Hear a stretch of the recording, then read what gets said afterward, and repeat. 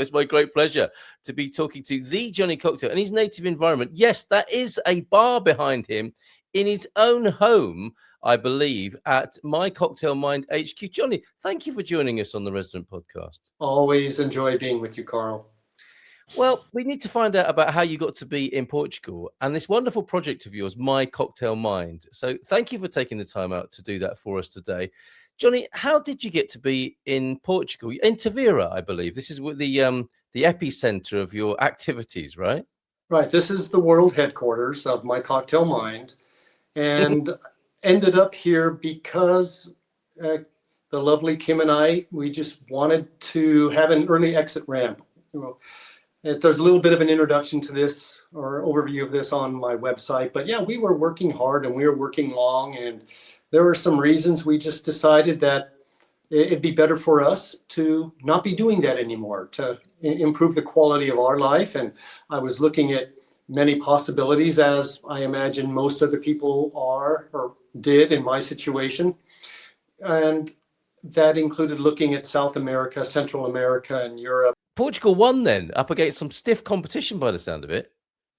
It did. And as I say, Portugal checked the most boxes and the most important boxes.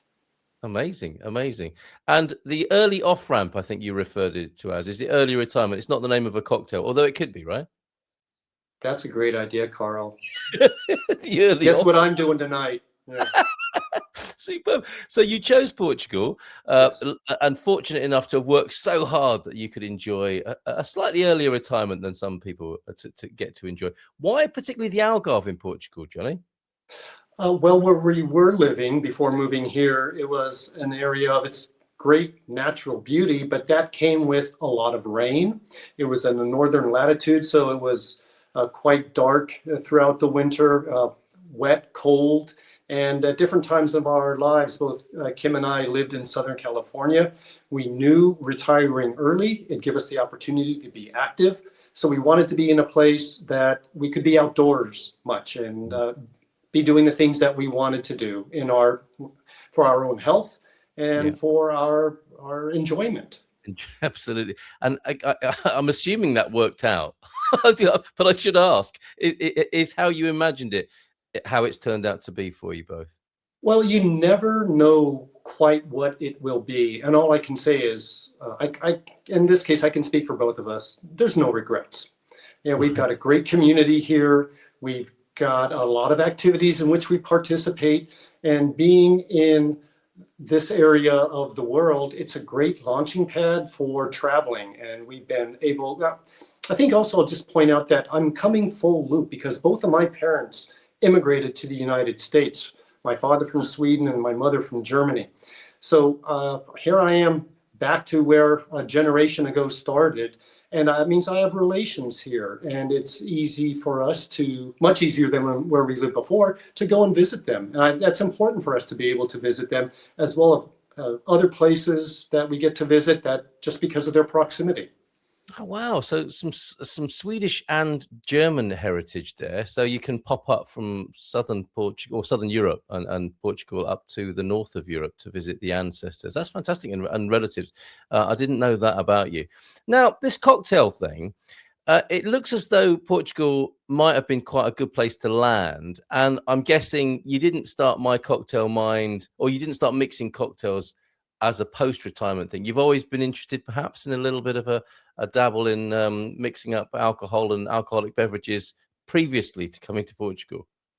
Well, previously, yes, but I wouldn't say always. Right. I had my beer phase, and I still enjoy beer. And I came from an area that had tremendous craft breweries. And of course, we enjoyed great wines where we lived also. But we were entertainers. There would be, during a month, maybe one weekend day that we weren't entertaining couples, sometimes both Friday and Saturday nights, depending if I had business travel. And Kim would take care of the kitchen, and I would be having the welcoming cocktail, and I'd be the psalm throughout dinner, and then an after dinner drink. So we just like to entertain. I like to create, and they're just now coming here and having exposure to different liqueurs, different spirits. I've got a broader palate. How That's amazing. a palate as in a painter, not a palate as in a taster. As a wooden construction either. Okay. Now, That too. and retirement means that you could really immerse yourself in this interest. I mean, not literally, although that's probably not out of the question, because that would make quite a good publicity opportunity for My Cocktail Mind, for you to literally immerse yourself in one of your cocktails. But really, you could really get into it and explore not only more about cocktails, but what Portugal has to offer in that department, presumably. Certainly. And also, I've got a new group of friends that act as testers Yeah. for me. Of course you have. Pardon me? Of course you have. Yeah, Would you like everyone get would you in like to come line. to my They're house getting and try some longer. Yes. cocktails? Yes, we would. And we will not be giving out your address just in case that queue gets any longer here. But the project is, and I want to find out more about this, and so that we can tell other people here, Johnny. But it's Thank you. mycocktailmind.com. So what's the idea, and how does it relate intrinsically, specifically to Portugal? Well, it is all about Portugal. And what I've discovered here is that there is a fantastic community of bar professionals that are blowing my mind with the quality of drinks that they produce and many things that make it special, the techniques, the ingredients, the dedication to their craft. But above all, there are some makers of very good and innovative drinks that I've come across, but I don't think they'll ever be part of my program, Carl, because hospitality is a key. And that is ingrained in so many of these people that they know that they're here in their own right to serve. And that's what I want to do, is to promote those professionals. On my website, I have a list of the different bar interviews that I've done. There are YouTube posts for that and links in the YouTube to the map. So my hope is that when either visitors to or residents, whether you're a resident or a citizen of Portugal, when you want to have a nice night of cocktailing, the things that you can't make at home, that now you know where to go. And these people should be rewarded for their dedication to their industry by you going and enjoying their hospitality and their potions. Absolutely, it is an art form. Now, you and I share a monthly wine club together where we meet and appreciate Portuguese wines mainly, but other drinks do come into that. And we'll talk more about your discoveries on the shelves of Portuguese wine merchants and supermarkets. But before we do, I take it this journey has taken you across the land. I mean, I think you were in Porto recently, weren't you? So you're finding great bars and great mixologists. I don't know if you like using that word, but you're finding great personnel in the cocktail world all over the country. Can you give us some tips about where to travel to and where to experience the finest cocktails and most innovative drinks in Portugal? Well, first of all, most of my project started just about a year ago, and my opportunity to be involved with my own project, it's constrained by our personal travels. And we have had the great fortune of having many of our friends from where we used to live come and visit us. In fact, we have someone here right now at the beach with Kim. And because we are hosting those visitors, when I do have time, I am actively seeking these bars, these special places to be potential candidates. And I did go up to Porto last month for 2 nights, went to 8 bars, had a great time. Okay, and I'm just now scheduling. I'm going to return back to Porto the 3rd week of May, and I'm lining up the interviews. I've got so many that I'm going to have to get back there also in June. Amazing. This needs sponsorship by some sort of transportation company, because obviously we can't have you driving. We need, especially because I don't have a car, and there is that as little well. things. Yeah, an Uber sponsorship would be pretty awesome for this project. A couple more trips to Porto by the sound of it. yes. So you found some really great places up there, I take it. Where else in the country have you been? Well, in the Algarve, again, you can see on my map, if you go to my website and then where we've been or episodes, those will link you to the different sites. And I've been to São Martinho de Porto. I have been to Setúbal. I need to have an immersion in Lisbon, of course, and I thought that was going to happen in August. I thought I was going to have an opportunity to be in residence for a week, and now that recently changed, but definitely there is a list of Lisbon bars that I need to get in front of. So you're open to invitations, I take it. And specifically then in some of these great bars and some of the wonderful bartenders you've met, what are some of the highlights? Can we get specific about some of the drinks? Well, when I have the interview, at the conclusion, I do have one of the staff make me a cocktail of my choosing, and then I taste it and review it. So sometimes it's really hard to choose. I do have inclinations, favorite lanes for spirits, but it varies at each of the places, of course. They will have their own signature cocktails. Again, I'm not looking at places that can make a great classic. I can pull that off here. I want to go to the places that make their own infusions, that have their own syrups, that do things with foam, and again, things that I can't do here, that have seasonal menus based on what's available at the Mercado. Beautiful. So go to the website, see what I've tasted so far, but then also take the opportunity to learn more about those bars. You will be, I know you will be very satisfied, because I wish I could go to all of them more. They're more proximal to me. Yes. Right, and if you are going, do mention Johnny Cocktail and My Cocktail Mine. So yeah, just just let them know that Johnny sent you. Fantastic. Coming back to Portugal's wonderful stock, let's call it stock, and some of our own native basis for cocktails. What have you discovered on your journey here in your retirement here in Portugal? Presumably some new drinks that you may not have had before. Yes, absolutely.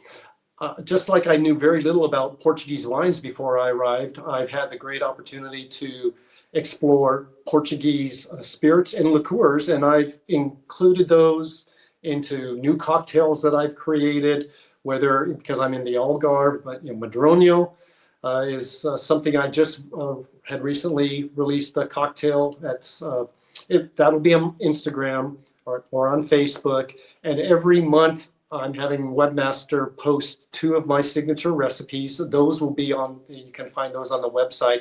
But liqueurs like Beral, Ginja, I'm using different Portuguese ingredients like Fundão cherries to make new concoctions that I use in place of sweet vermouth. And then one that I'm not even going to let out of the bag, because I've got a whole new string of episodes featuring one particular Portuguese liqueur that I discovered while on a trip to Lisbon.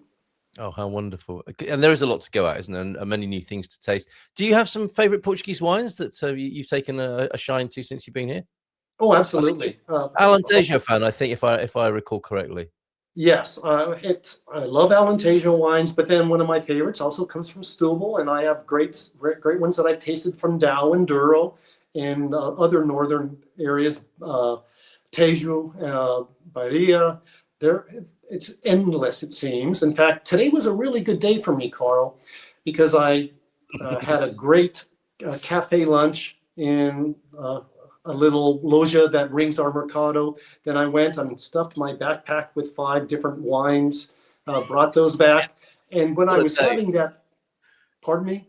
What a day. It just sounds like an idyllic retirement day in Portugal, basically. Yeah, and I also got in about 6,500 steps, because again, having no car, walking to the Mercado, walking to the wine store, walking back. And while I was having that lunch, I got a call from a delivery service. I have a Portuguese distributor of spirits that I had 5 bottles different each of bourbon to pick up. So those are at my feet right now, and my feet couldn't be happier. Oh, how wonderful. Right, let's perhaps give some insight and advice to those arriving anew in Portugal, or who haven't been switched on to cocktails over here. You've mastered the art of finding a local tasca and having a lunch locals might have and enjoy the house wine. Nothing too fancy, because the basics here are really very good basics. They're almost, that's almost a misnomer, isn't it? What's your recommendation to people who don't know that world yet? It's not an easy one to penetrate, in my view, but once you have, there's no looking back, is there? So how do you find a good local tasca and enjoy the great food and wine of Portugal, as you've obviously learned how to do? The one that I went to today, I was introduced to by our buddy Frank. Right, okay. A Frank recommendation, right? Okay. Yes, and as usual, I did take our visitor there so they could get a very unique experience. We got there a little early to make sure that we could get a seat indoors at the horseshoe. It's a horseshoe-shaped dining area where the staff is working in the middle, and the chatter. We were the only, as usual, again, non-Portuguese natives, and they are having conversations across the open area. And that's you go if you know someone who is local and Portuguese, reach out, extend, make that friendship, and ask them where they go to lunch. Yes. Or you go to places away from where visitors may be more likely to walk, get into the neighborhoods, and where is there a line? Yes. Get in that line. Know the pleasantries, know how to navigate the language. And you go to many of the areas where English may not be so widely spoken. Yeah. So you do need to communicate. There are translators that you can use on your phone, but no, just put the effort out and have an open mind and seek out something that doesn't look familiar. Yes. Look left and right and see what the other people are eating. And I want one of those. It's not always obvious here. There are definite tourist traps with their laminated menus and people standing outside ushering you in. You may or may not want to go to those, but the sort of place you're talking about, I think, takes a little bit more sleuthing, does it not? To find, because they don't need to advertise, do they? They don't put big billboards out on the street and usher people in, because they're always full of local Portuguese people. Right, and you have to be intentional that this is what you want to do. So again, it's putting out the effort. And you mentioned the billboard, the place where I had lunch today, the menu, it's whatever is available that day. It's written in chalk on a chalkboard. And while we were there, some things came off the menu. They had served all of what was available, and some new things were added. Brilliant. Absolutely brilliant. That's the place to go to get an authentic traditional Portuguese lunch and dinner in much the same way. Can you make a cocktail recommendation as well? I think you'll be prompting people who may have not had a cocktail for a while, want to get into it. What's the we talked about the early off ramp. What's the on ramp for getting into the delightful world of cocktails that's easily accessible at home, perhaps, and people can create something at home and whilst they're having a look at your website, mycocktailmind.com, and plan their first trip to one of the fabulous places that you found? It's pretty easy. You just consider it to be similar to a culinary experience. And what do you already like? Okay. So you go with those flavors that you already like, and then there are simple formulas, ratios that you can use in crafting new, like a 2 to 1 to 1. 2 parts of that base spirit, 1 part of a sweetener, whether it's a syrup or a liqueur, and then something to balance out that sweetness, whether it's typically a citrus, orange, less orange than lemon and lime, because orange, well, I'm not going to get too much into acid adjusting, but grapefruit, things like that, and bitters, a little bottle of bitters to get, it's the salt and pepper of cocktail making, just to round out those notes. Use 2 drops of 20% saline solution also. And all of a sudden you can take what had been a simple 2-touch drink, and then you just start going laterally with it. Again, with whatever is your flavor profile. There are no wrong answers. It's just what you like, and there's a lot to explore. And 2 to 1 then is a good starting point, and with the things that you already enjoy. It's a bit like gardeners give that advice, don't they? When people are starting to grow vegetables, grow what you're going to eat. So mix Absolutely. mix what you already enjoy that you might have in in your drinks cabinet already, and a Portuguese classic. We're going to be doing this at our next Good Morning Portugal wine club. We have an online monthly meeting, and I disastrously brought port, the wrong color port, to make a port tonico on air live, and it was pretty embarrassing. So we resolved to make a much better job of it. Well, me mainly, under your guidance and other wine club ninjas, as we call them. What if that's a really great flavor, whether people are in Portugal or not, and you can get port around the world. That's a fairly straightforward. Well, even though I did experience that myself, that's a fairly straightforward cocktail to make and very Portuguese. So, how do people go about making the ideal port tonico? Well, you're going to use white port, Okay. not red port. And then if you have a fishbowl glass or Yes. like a wine goblet is ideal for that. Fill it with ice, and then you maybe it depends on your personal preference if you want 2 or 3 ounces of that white port, and then a quality tonic. Step away from some of the more commercial brands that you might buy in aluminum cans and 6 packs. Yes. Get a more artisan tonic because it's going to be the majority of the liquid in that drink. Yes. Yes. Yes. And just so you might put in 4 ounces of that tonic, you might put in a little more. Again, it just depends on what you want out of that balance of the white port and the tonic. And then that's a stirred drink in the glass. So you build it in the glass, stir it just a couple of times just to mix the tonic with the white port. And then if you want to be Algarvian about it, then it's a semi-thick slab of an Algarvian orange, a navel orange. And it is a wonderful post-beach drink. It's something that we deliver to our guests when they're here and we're having a day out at the beach. Oh, that sounds so delicious and so refreshing. A great start to a Portuguese holiday, a great drink, as you say, to welcome you back from the beach. And if you're just holidaying here or you're looking forward to moving here, a great way of evoking the great spirit in every sense of, of the word on your palate, in your mouth, and a great memory stimulator or an omen of things to come for your future life in Portugal. What a great drink. Is that the national cocktail, would you say, or is there not such a thing here in Portugal? I don't know that there's a national Portuguese cocktail. I've created a few that I've already uploaded to social media that invoke a Portuguese theme. Yes. And there will be more of that.